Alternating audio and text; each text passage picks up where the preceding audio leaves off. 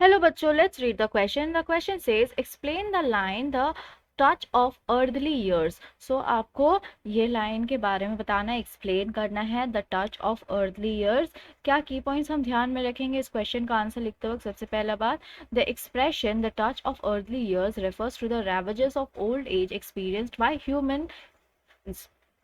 ये जो एक्सप्रेशन है, ये जो लाइन है, पंक्ति है, the touch of early years, ये बता रहे हैं जैसे कि ओल्ड एज आती है ना, जैसे उम्र हमारा ढलता जाता है और ये अनुभव सिर्फ इंसान द्वारा ही हो पाता है. इस की पॉइंट को ध्यान में रखते हुए हम क्या आंसर लिखेंगे? Here we have the answer. The expression the touch of early years refers to ravages of old age experienced by humans.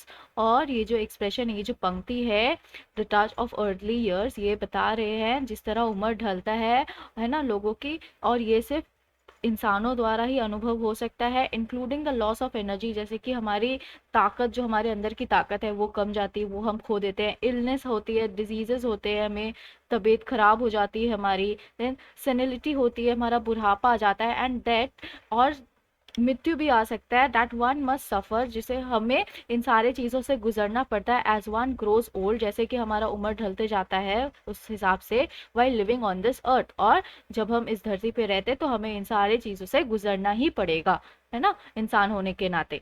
Let's frame the answer now. The expression the touch of early years refers to the ravages of old age experienced by humans, including the loss of energy, illness, senility, and that one must suffer as one grows old while living on this earth. I hope you understood it well. Thank you. Best of luck.